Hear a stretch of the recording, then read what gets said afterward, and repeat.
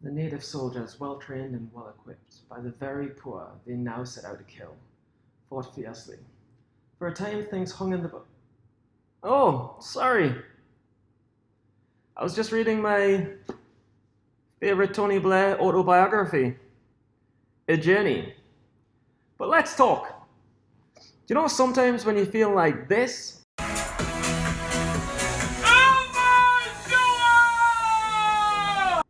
And there's also times you feel like this. I am a fat, greedy hippo. Well, this show is about trying to keep more to the upside than the downside.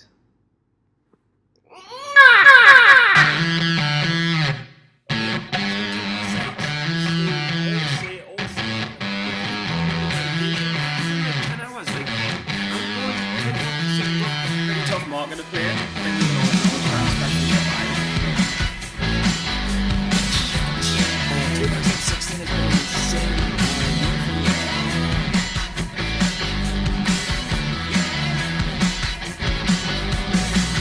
Welcome to Jonk does PennyStocking. We're getting a little better. I feel more comfortable now that I've bought an iron board to rest this stand on. Let's get straight into the show because there's 3 different clips from the challenge and Silver. There's one thing from Silver that I just really wanted to include because it was such a good chart analysis by Tim Sykes. But this week's show is a lot about discipline. I mean, I'm coming over a year of trading and I'm getting to the point where I've seen situations so many times I can kind of have a feel for what works and what doesn't, and that's why I'm winning 60-70% of my trades. That's why I am back-to-back green weeks, hopefully going on for a 3rd green week, green month. I'm on for a green month this month. But just 3 things that have helped me is keeping yourself accountable. And I've kept myself accountable by YouTube videos and thinking, oh my God, I'm not going to be the fucking loser who makes a year's worth of videos and then quits. This is a thing for life. The second thing is small goals. Now, I got ripped on for charting a percentage increase of how many trades I win each month. But honestly, to see myself over a year go from 20 to 30 to 40 to 50 to 60 to 70%, and then all of a sudden, when I'm at 60, 70%, I'm like, well, all I have to do now is let me run more than me losses, and mathematically, I cannot lose. So for me, it definitely works, and it gives you them little incentives. And probably the last thing I would say, and I mean, I'm on the challenge. You guys know I'm on the challenge. You know I'm on the Steady Trade podcast powered by Stocks to Trade. But I would say pay for your education. And I'm not saying that because I'm on the Steady Trade podcast. I'm just saying, go with whoever you want. I know who I prefer. But I'm saying pay for it because anything for free, psychologically, you don't value. But if you pay for something, you're like, shit, I've paid this much money, I may as well study. And I can promise you, the people who study endless amount of hours are the ones who get it. So I'll leave you at that. Enjoy the show, live the dream, and I'll see you all later. The house is getting better. Things are feeling good.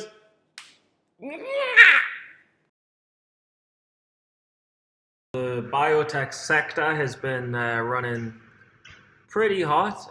If you check the IBB index, you can see that. And I know that Roland really nailed NLNK, and you can see his YouTube video. But what's also interesting is Mark Cook's analysis. He goes over Roland's trade in this challenge webinar, and he puts his perspective on it. So check it out. So Roland was long NLNK in the 11s, I believe it was. He said, and it's now in the 13s. Pretty impressive. Very, very impressive. And, this is a stock that has run before. Former runner, and obviously it's way off its highs, but it does have the volume and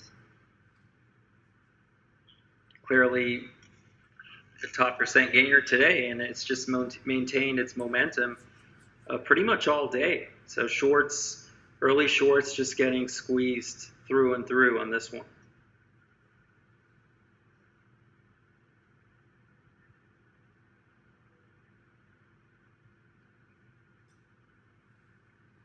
Let's see, what else do I want to talk about? Yeah, so I was talking about small caps have been pretty hot lately. especially Biotech's.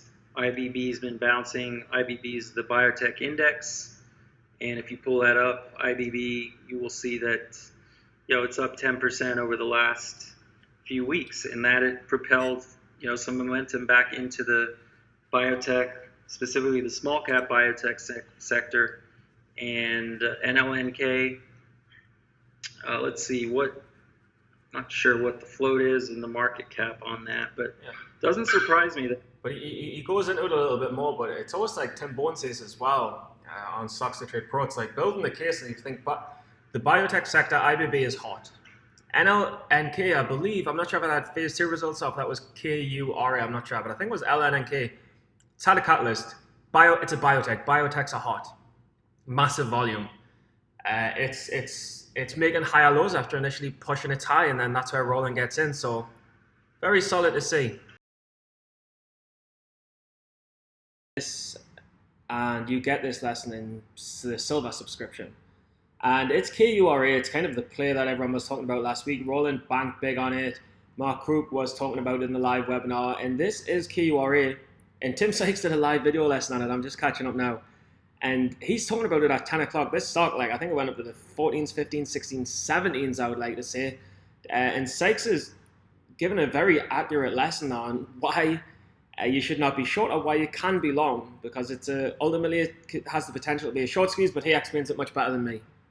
Fridays are the single most dangerous day to short sell. Why? Because a lot of shorts, and remember, shorts are those people who like to bet against stocks. They bet on failure. They bet on lower prices. Statistically, logically, they're correct. But on Fridays, guess what? Hype can take over. And a lot of shorts don't want to be in short squeezes. They don't want to be in losing positions on Fridays when stocks just keep going up and up and up. Over the weekend, these stocks tend to gain more hype, and they can really spike big on Monday. So as a short seller, and I've made millions shorting, I've made millions going long, but as a short seller, I know to protect myself going into weekends. And for you, most of you guys don't like short selling, but it's good for you to learn how a short seller thinks. And that is why we have Friday short squeezes, because I am not the only short seller who is scared to short these stocks on Friday. And if you do short them on Friday, you have to cover them very quickly because things can get out of hand very quickly. As you can see, the stock market right now. Yeah, and I mean, he's talking about now, but this stock went way, way, way higher. KURA didn't stop running on Friday. So, good lesson. That this was a funny answer. Someone on the challenge on the, Tim Sykes gives live Q&As every week.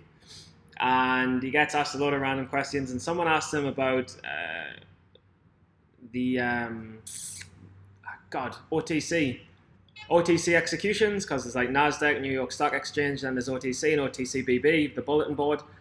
And someone asked him, what do you do to get good executions? And this is a funny answer. Ismail says, what do you have to do to have the best execution possible on OTCs? You have to be very close with God. You have to be very religious. I recommend going to services at least 5 times a week, no matter what your religious background is. Preferably every single. No, I'm just kidding.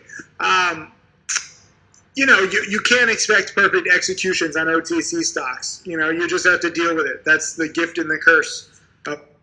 No, but what I would honestly add is if you're in an OTC stock, book profits, sell into strength, and don't let it turn on you. If you see the bid thinning up and you're long, get out before it turns, because once it does turn, it's sometimes difficult to get out and you literally can't.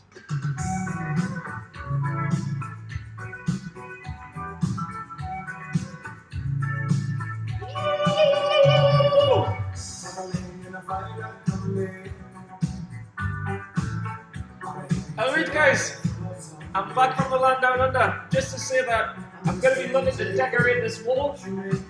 So comment the names of inspirational people that inspire you, because I'm going to create the motherfucking wall of inspiration to keep on living the dream, to keep on saying that we will not fail.